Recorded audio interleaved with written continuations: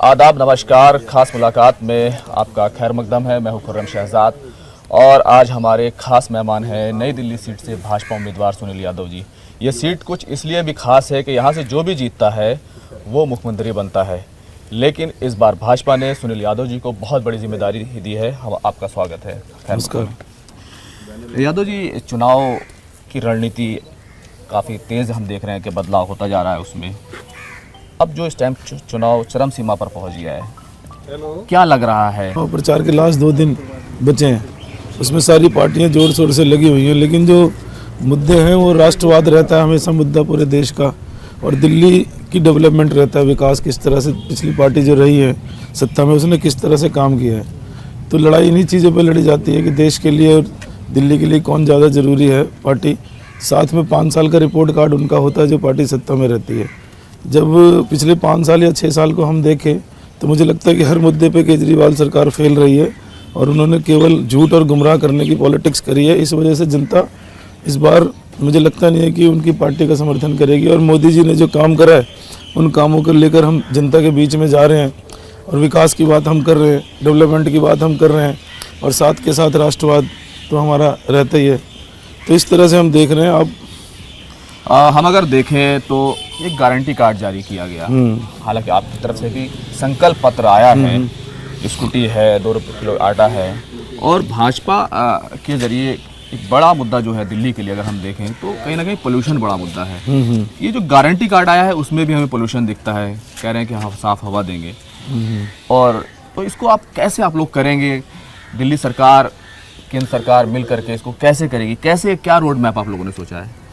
नहीं, काफ़ी कंट्रीज़ में काफ़ी कंट्रीज़ में जो पोल्यूशन को कंट्रोल करने के लिए जो टावर्स लगाए गए हैं, स्मोक टावर्स वगैरह, उस तरह की तरीके हम लोगों को करना चाहिए और ग्रीनरी के लिए काम करना चाहिए। दूसरी बात, स्मोक टावर लगाना कोई जो चीज़ पैसे से खरीदी जा सकती है, इंस्टॉल किया जा सकता है, उसके लिए कोई इतना बड़ा मुद्दा नहीं है, बस करने की नीयत चाहिए। देखो, केजरीवाल सरकार जी ने पोल्यूशन कम करने के लिए ऑड इवन चलाया। ऑड इवन ऐसा सोल्यूशन था, उन्होंने 50 लाख के मास्क बांटे और दिल्ली की जनता को कोई फ़ायदा नहीं, वो तो बचाव का कारण था, लेकिन उन्होंने सोल्यूशन नहीं बताया कि वो किस तरह से करेंगे। अभी गौतम गंभीर जी ने लाजपत नगर में एक स्मोक टावर लगाया है जहाँ पे पोल्यूशन को कंट्रोल करेगा वो। तो उस तरह के टावर पूरी दिल्ली में जगह जगह लगने चाहिए। जैसे मेरी नई दिल्ली विधानसभा एनडीएमसी एरिया आता है, केंद्र सरकार इसको देखती है और यहाँ का विधायक होगा सीधा केंद्र सरकार से बात करेगा, क्योंकि केजरीवाल जी यहाँ भी बीच में नई दिल्ली विधानसभा के और केंद्र सरकार के बीच में जो हमेशा एलिगेशन की राजनीति करते हैं कि केंद्र सरकार मुझे काम नहीं करने देती, मोदी जी और एलजी मुझे काम नहीं करने देता। तो ये जो विधानसभा है वैसे बहुत पिछड़ी हुई है बेचारी। पहले 15 साल हमारी शीला दीक्षित जी रही, अभी मुख्यमंत्री केजरीवाल जी हैं। तो अगर आप पोल्यूशन की बात करें तो मैंने खुद अपने कहा है कि मैं कम से कम नई दिल्ली में 5-6 टावर पोल्यूशन के लिए लगाऊंगा। तो ऐसे हर विधायक हमने देखा है कि केंद्रीय बजट में भी एक हिस्सा पोल्यूशन का हमें दिखाई दिया है, लेकिन आपको क्या लगता है, इलेक्ट्रिक बसें, मेट्रो सीधी, लेकिन इसके साथ साथ जो पड़ोसी राज्यों का एक मसला है, बड़ा मुद्दा है कि वहाँ से भी पोल्यूशन आता है, इसको तो कैसे आप लोग दिल्ली सरकार के साथ मिलकर इसको कर पाएंगे? नहीं, अगर देखो भाजपा की सरकार बनी रही है दिल्ली में तो कोऑर्डिनेशन केंद्र का और भाजपा का बिल्कुल ठीक रहेगा। तो अगर भाजपा दिल्ली में सरकार बनती, केंद्र में हमारी सरकार है, तो दोनों सरकारें मिलकर पोल्यूशन कंट्रोल के लिए, चाहे वो पड़ोसी राज्यों से आता हो, चाहे हैवी व्हीकल्स अंदर आते हैं उसको बाहर से एंट्री करवाना, साथ में स्मोक टावर लगाना और इसमें इन्वायरमेंट पे काम करना और पेड़ पौधे लगाना, तो इन सब चीज़ों का एक सोल्यूशन है। और जो बाहर से आते हैं, जो पुरानी गाड़ियां हैं 10 साल 15 साल पुरानी डीजल की गाड़ियां, उनको थोड़ा सा कम करना, इलेक्ट्रिक व्हीकल चलाना, इलेक्ट्रिक स्कूटी चलाना, और साथ में सीएनजी बसों का इस्तेमाल करना, इलेक्ट्रिक बसों का इस्तेमाल करना, इन सब चीज़ों से पोल्यूशन को कंट्रोल किया जा सकता है। अच्छा, अगर हम देखें तो दिल्ली जैसी दिखती है, इसमें अनऑथराइज कॉलोनियाँ है, ट्रैफिक बहुत है, आप कैसी दिल्ली देखना चाहते हैं? क्योंकि कोई ना कोई रोड मैप तो हमें बनाना ही होगा, क्योंकि दिल्ली के लोग हैं, बिजली पानी के ऊपर केजरीवाल ने कहा कि हम काम पे चुनाव लड़ रहे हैं, बिजली पानी फ्री मिलेगा, हाँ आपको मिल रहा है, 200 यूनिट बिजली फ्री दे रहे हैं, इस मुद्दे का आप कैसे सामना कर रहे हैं? देखो, केजरीवाल जी ने जब फ्री पानी की बात करी थी तो फ्री पानी जब दिया जाता है जब घरों तक नलके लगे हों। नलके लगे होंगे तो आप पानी की सप्लाई जब ही फ्री कर पाएंगे। अव्वल तो जो 1739 कॉलोनियाँ हैं उनमें अभी तक तो टूटी लगी नहीं है, नलका पहुँचा ही नहीं है सरकार का।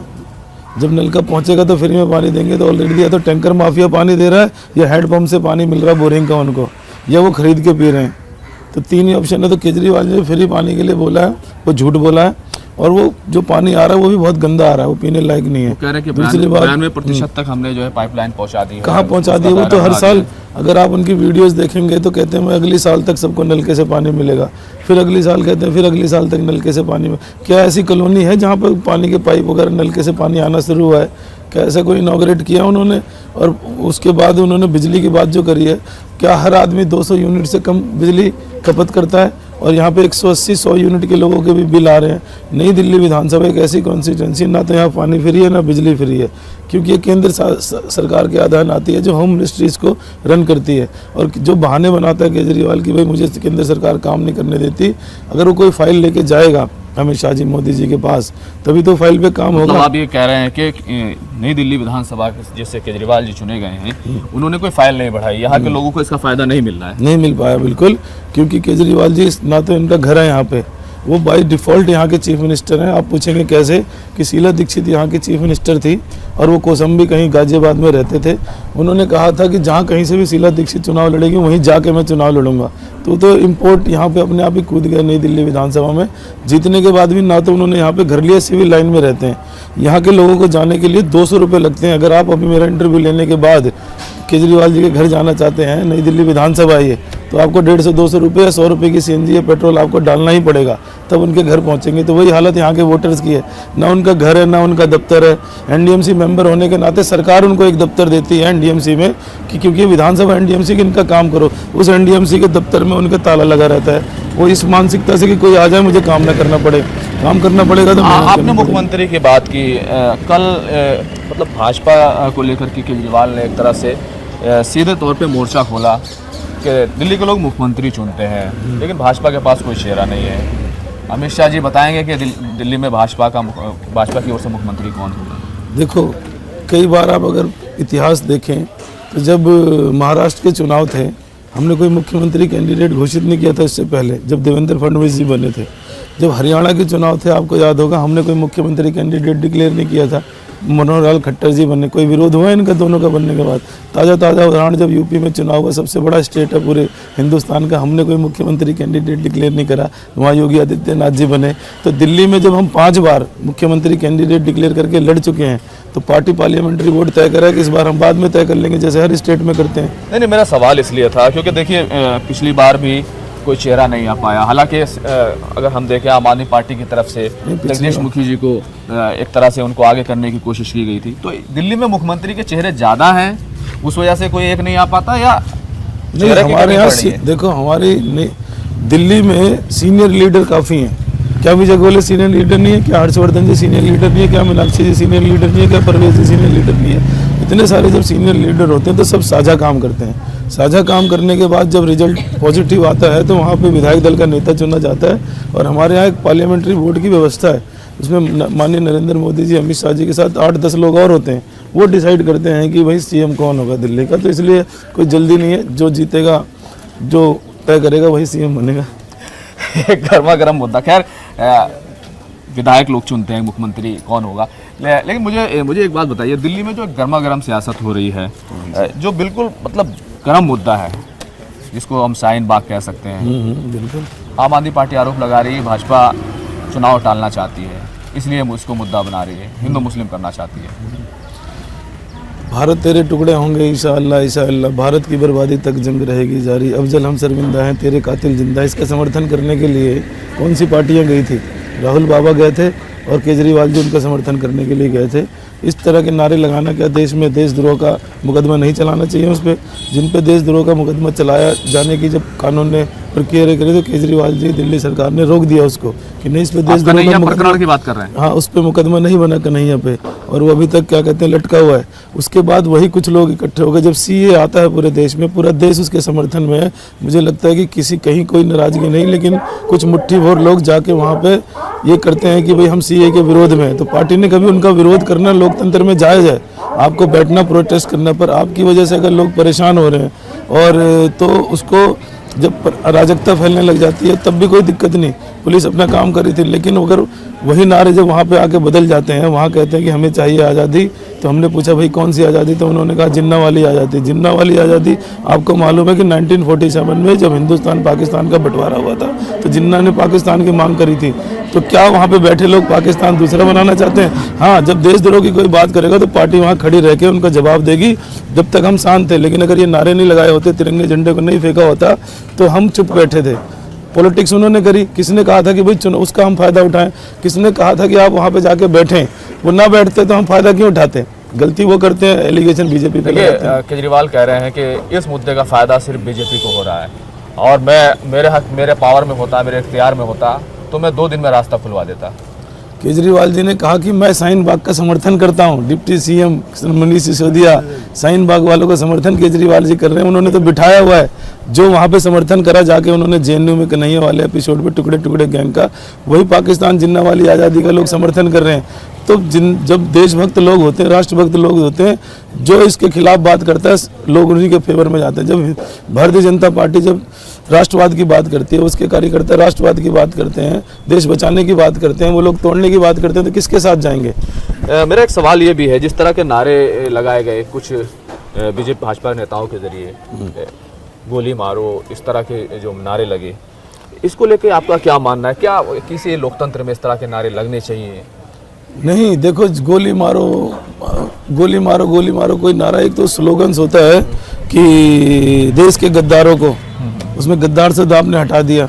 हाँ जी, देश के गद्दारों लगा को, दीजिए। देश के गद्दारों को आगे आगे आपने कही दिया। तो देश के गद्दारों का क्या इलाज होना चाहिए? मुझे पहले बात तो ये पता होना चाहिए।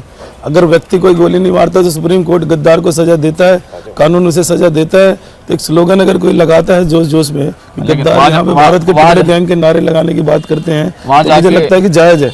वहाँ पे कुछ लोग जाते हैं, फायरिंग शुरू हो जाती है, जिससे जो माहौल खराब होता है, इससे जो माहौल खराब होता है, क्या आप उसको कैसे उसका डिफेंस करेंगे? अब आप देखो, जो लोग वहाँ पे समर्थन कर रहे हैं शाहीन बाग का, चाहे वो मनीष सिसोदिया जी हो, आम आदमी पार्टी हो, या अपना कोई केजरीवाल जो है उनकी पार्टी हो, उन्हीं के कार्यकर्ता वहाँ पे माहौल बनाने के लिए गोली चला रहे हैं। अभी आपने कल देखा जब पुलिस ने पकड़ा उनको, उन्होंने सारे अपने ट्विटर हैंडल, फेसबुक से सारी फोटो हटाने का प्रयास करा, पर हमारी पुलिस है ना ये इतनी तेज है कि उनको खोज खाज के ले आए। अभी मनीष सिसोदिया जी उनको पार्टी ज्वाइन कर रहे हैं, संजय सिंह जी पार्टी ज्वाइन करवा रहे हैं। तो कौन कर रहा है इन सब चीज़ों के पीछे, कौन है?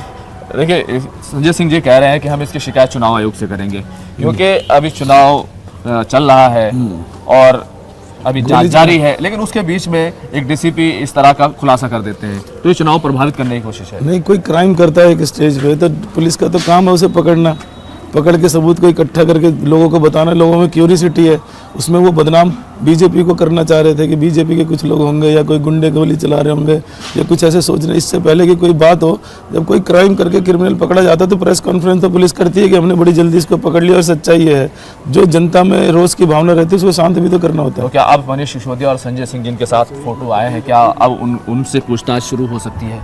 होनी चाहिए उनसे पूछताछ कि भाई इस तरह के लोगों को आप क्यों अपनी पार्टी में लेते हैं, क्रिमिनल माइंडेड, चाहे कई भी केस पीछे भी आपने कई सारी चीज़ें सुनी, राशन कार्ड बनवाने का मामला हो या कई विधायकों पे उल्टे सीधे एलिगेशन लगे हैं, तो किस तरह के उनको सोच समझ के लोगों को टिकट देना चाहिए और पार्टी ज्वाइन करवानी चाहिए। तो उन पर पूछताछ होनी चाहिए और अगर कुछ सबूत मिले तो उन पर भी मुकदमा चलना चाहिए। दिल्ली में हम देखें तो एक शाहीन बाग है, एक जामिया है, लेकिन ऐसे कई सारे शाहीन बाग हम देख रहे हैं, वो कई अलग अलग जगह दिखाई देते हैं। चुनाव आयोग साउथ ईस्ट के जो डीसीपी है उनको हटा देता है। केजरीवाल कहते हैं कि बात नहीं हो रही है। ये बात से ही तो बात निकल सकती है, बात क्यों नहीं हो रही है? नहीं, वो तो पहले समर्थन में है तो बात करने का तो सवाल ही पैदा नहीं होता। भाई हम केजरीवाल जी से बात करें, मतलब केजरीवाल जी के लोग वहाँ पे बैठे हैं, शाहीन बाग का डिस्प्यूट को सॉल्व करने के लिए हम केजरीवाल जी से बात करें कि आप इनको हटाओ। तो यहाँ बस एक ब्रेक के लिए रुक रहे हैं, कहीं जाइएगा मत, बहुत जल्द लौट कर आते हैं।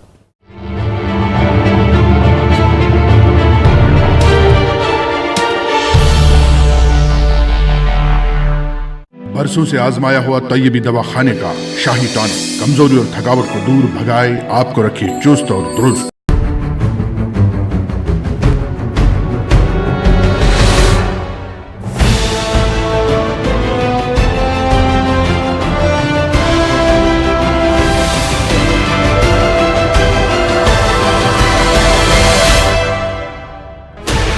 Sixteen channels, 15 languages, 26 states, 1200 plus reporters, 66.9 crore viewers, India's largest news network, News 18 Network.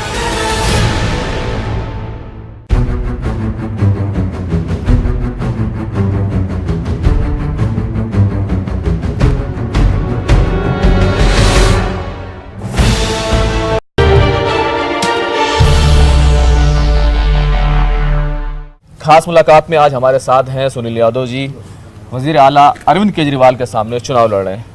क्या लगता है उन्होंने अपनी वाइफ को उतारा मैदान में, अपनी बेटी को उतारा मैदान में, क्या लग रहा है आपको कि क्या माहौल बन चुका है? जब आदमी जिसका घर ना हो विधानसभा में, जिसका दफ्तर ना हो विधानसभा में, जो सरकार ने उसको दफ्तर दिया वहाँ ताला लगा हो, तो बीवी बच्चे परिवार रिश्तेदार को लगना ही पड़ता आखिरी में, क्योंकि ज़मीन तो खिसक चुकी है। ज़मीन बनाना भी है, क्षेत्र के लिए कोई काम नहीं करा। यहाँ पे कई सारे विषय थे जिस पे उनको काम करना चाहिए था, सीधा नई दिल्ली विधानसभा के लोगों से संबंधित रखते थे।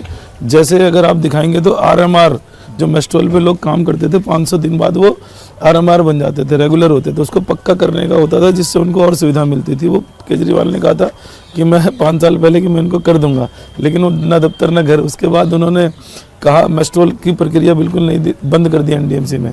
वो जो कॉन्ट्रैक्ट बेसिस की नौकरियां लगती थी वो भी बंद कर दी उन्होंने, इसलिए कि यहाँ के लोगों को जाना पड़ता था उनके पास सिफारिश करने के लिए। तो ना चीज़ें होंगी ना मुझे लोगों का जवाब देना पड़ेगा। तो इस तरह से लोग बहुत परेशान हैं उनसे। धोबी घाटों के जो मीटर हैं वो कॉमर्शियल हैं। अब एक धोबी समाज के लोग बेचारे गरीब आदमी होते हैं, कपड़ा धो के 20-20, 15-15 हज़ार का बिल कैसे देंगे? तो उसको लघु उद्योग में ला के उनको उसको रेजिडेंशियल मीटर में या किसी सब्सिडी के तहत उनको कम बिजली वाला मीटर लगाना चाहिए था। तो ऐसे बहुत सारे क्षेत्र के काम हैं। जो झुग्गी झोपड़ी वाले बेचारे कहते हैं पानी फ्री बिजली फ्री, वहाँ पे बिल बहुत आ रहा है, 3-3 महीने का 20-20 हज़ार बिल आता है झुग्गियों का। आप अगर जाइए, मैं कई झुग्गियाँ बताता हूँ, तो इसलिए वो हारेंगे चुनाव, क्योंकि उनको पूरा परिवार क्या पूरा नई दिल्ली विधानसभा उनके विरोध में खड़ी है और मैं यहीं रहता हूँ। अगर हम देखें ये चुनाव जो है, एक तरफ आम आदमी पार्टी कह रही है कि हमने काम किया तो हमें वोट दीजिए, आप बेहतर दिल्ली बनाना चाहते हैं। कांग्रेस शीला के सब जो काम किया है, शीला की जो विरासत है उस पर चुनाव लड़ रही है। लेकिन इस सब के बीच में अगर नागरिकता कानून आता है तो अरविंद केजरीवाल आम आदमी पार्टी कहती है इसकी ज़रूरत नहीं है, हमारे देश में रोज़गार कम है, पहले हम अपने लोगों को दे लें।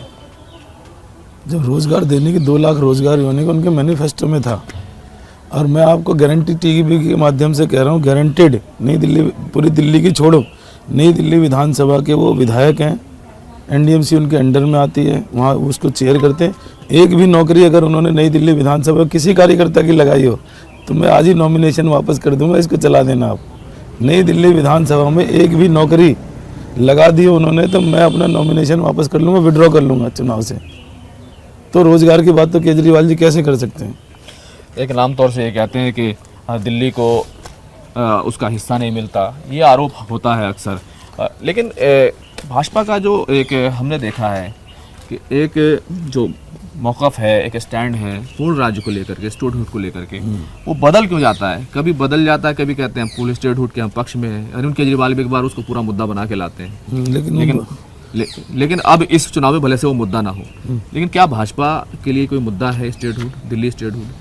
नहीं, दिल्ली स्टेटहुड मुद्दा क्या, हम लोग भी कई बार इसकी वो करते हैं, लेकिन कई बार ऐसे लगता है ना कि यहाँ पे राष्ट्रपति भवन, संसद, पुलिस अगर किसी के राज्य के अधीन आती है तो कई चीज़ें कंट्रोल से बाहर हो जाएंगी। जैसे कि यहाँ पे दोनों पुलिस को काम करना चाहिए, तो दिल्ली राज्य की पुलिस को भी करना चाहिए और ऊपर जो सेंटर की पुलिस या जो भी है उनको हाथ में रहना चाहिए, क्योंकि हर पार्टियां यहाँ पे उनके दफ्तर हैं, उनके ऑफिस हैं, पार्लियामेंट है, राष्ट्रपति भवन है। तो ऐसे अगर किसी एक स्टेट के हाथ में अगर सारा कंट्रोल आता है किसी एक पार्टी के, तो मुझे लगता है कि स्थिति गंभीर होती है। उससे बचने के लिए ये सारी चीज़ें अभी उस पर कोई कदम नहीं उठाया जा रहा। अगर कोई अच्छा एटमॉस्फेयर होगा, अच्छी चीज़ें, कोई पॉलिसी या कानून बनता है तो स्टेटहुड होने में कोई दिक्कत नहीं। मतलब आप लोग मानते हैं कि स्टेटहुड मिलना चाहिए, क्योंकि दिल्ली में देखें तो करोड़ों लोग रहते हैं, 1 करोड़ से ज़्यादा, 1.5 करोड़ के करीब तो वोटर ही हैं, और एक जवाबदेह पुलिस, जवाबदेह प्रशासन जो मुख्यमंत्री है उससे तो कम से कम बनता ही है। अगर मुख्यमंत्री जवाबदेह है तो नहीं, मुख्यमंत्री के हाथ में अगर पुलिस होती अरविंद केजरीवाल जी, तो 26 जनवरी यहाँ पे नहीं हो रही होती। आपको याद है 26 जनवरी में उन्होंने कहा था हाँ मैं अनारकिस्ट हूँ। अगर उस टाइम राज्य सरकार होती और मुख्यमंत्री होते तो क्या 26 जनवरी यहाँ पे हो पाती? उन्होंने कहा था मैं 26 जनवरी नहीं होने दूंगा। तो ऐसे केजरीवाल जी जब गलत ही डिमांड करते हैं, खुद कहते हैं मैं अनार्किस्ट हूँ, तो ऐसे हाथ में अगर पुलिस चली जाएगी तो क्या सिचुएशन होगी लॉ एंड ऑर्डर की पूरी दिल्ली में।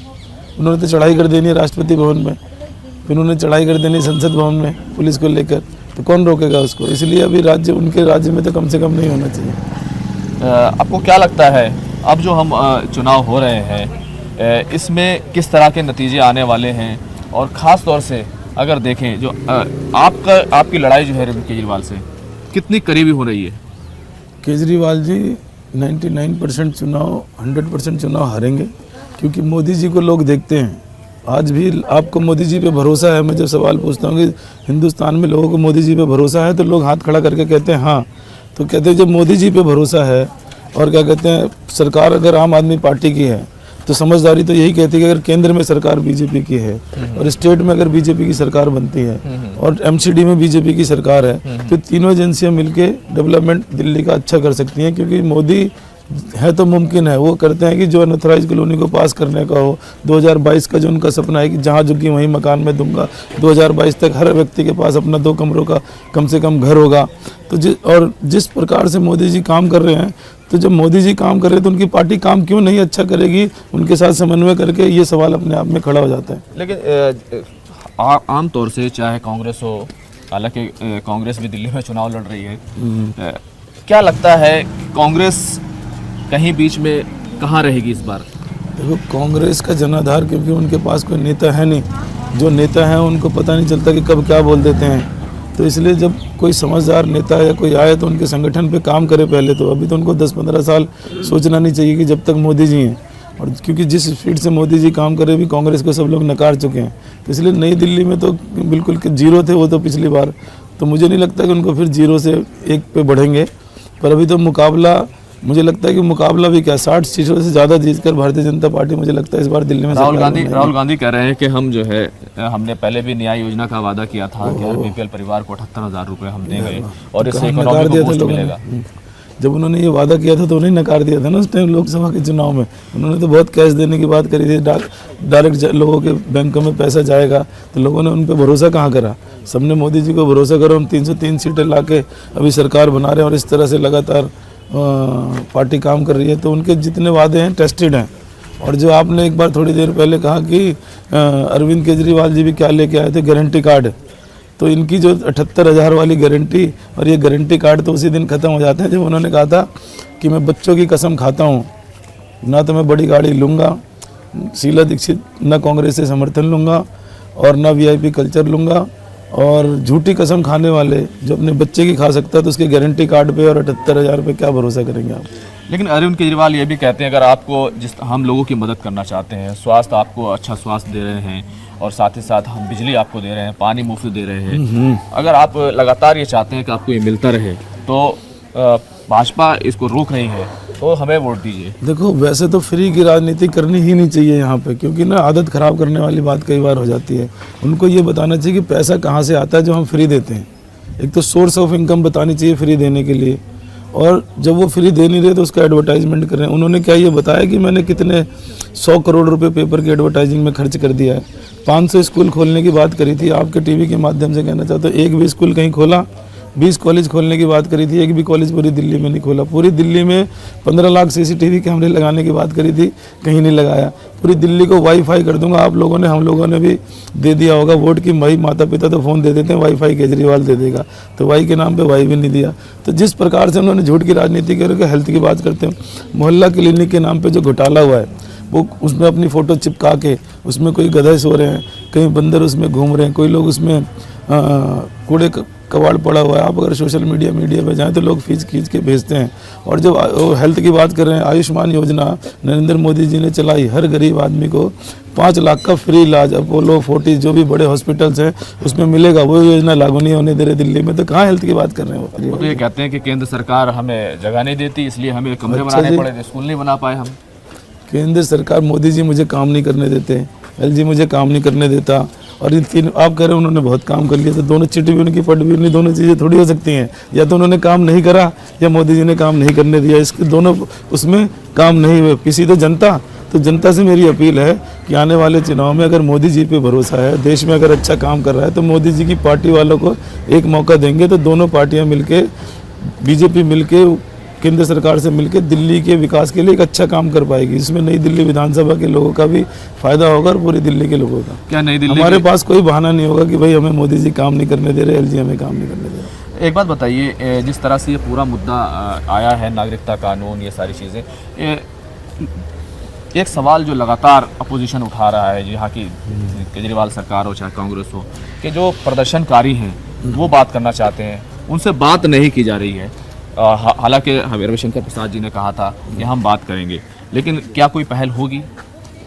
नहीं, उनका कोई डेलीगेशन आके अगर पता चले कि भाई कौन लोग हैं जो बात, अभी तो यही नहीं पता चल रहा कि वो शाहीन बाग का जो प्रोटेस्ट है वो कर कौन से लोग रहे हैं, उनका नेता कौन है, उनको पीछे से बैक कौन कर रहा है, तो वो कौन से जो लोग हैं जो बात करना चाहते हैं। नहीं, आप लोग तो बताते हैं आम आदमी पार्टी करा रही है, आम आदमी पार्टी आए ना हमसे बात करने, कांग्रेस करा रही है भाई। आम आदमी पार्टी कांग्रेस का डेलीगेशन तो आए इसके सोल्यूशन के लिए कि हम हटा रहे हैं जी, हमने जो बिठाया हुआ है, तो हम उनकी बात सुनेंगे, वो हटा दें, मुद्दा खत्म। मैं बिल्कुल लास्ट में हम लोग पहुंच गए हैं। दिल्ली की जनता से आप क्या कहेंगे, अगर भाजपा सत्ता में आती है तो यहाँ के लोगों के लिए क्या काम करेगी? क्या बिजली, पानी और स्वास्थ्य, ये तमाम चीज़ें हैं, सेहत है, ये तमाम चीज़ें उनको क्या इसी तरह से मिलती रहेंगी जैसे मिल रही हैं?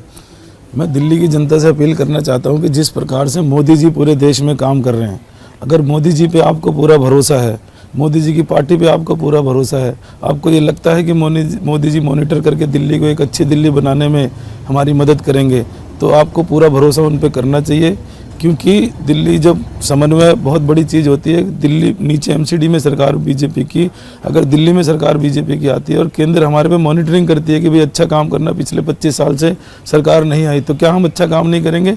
इसलिए मेरा कहना है कि आप भारतीय जनता पार्टी में जिस प्रकार से मोदी जी पे भरोसा करा है, दिल्ली यूनिट पे भरोसा करें, हम एक अच्छी दिल्ली बना के देंगे, चाहे वो पोल्यूशन को, पानी को, या हेल्थ सेक्टर में, या स्कूलों के सेक्टर में, हर चीज़ में हम अच्छा, सुरक्षा के क्षेत्र में, हर क्षेत्र में दिल्ली वालों को एक मॉडल देंगे, जिससे कि हमें देख के दूसरे स्टेट में उसको इम्प्लीमेंट करें और विश्व में सबसे अच्छा कैपिटल बनाने का प्रयास करेंगे। दिल्ली में बिल्कुल चुनाव के लिए वोटिंग होने वाली है।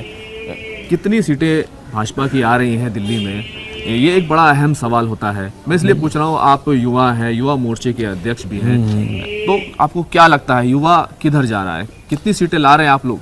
जिस प्रकार से लोकसभा में हमें समर्थन मिला था, आपने देखा होगा कि पूरी दिल्ली 7 सीटों में हमने केजरीवाल के कैंडिडेट की जमानत जब्त कर दी आम आदमी पार्टी के।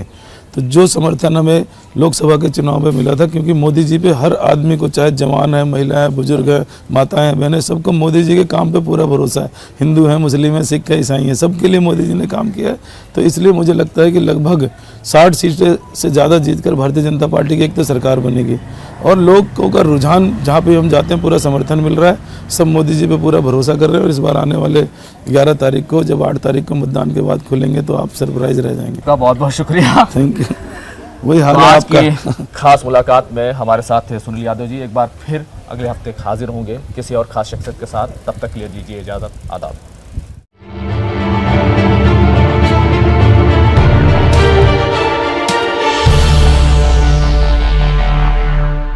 2000 का चालान या 3 महीने की जेल हो सकती है अगर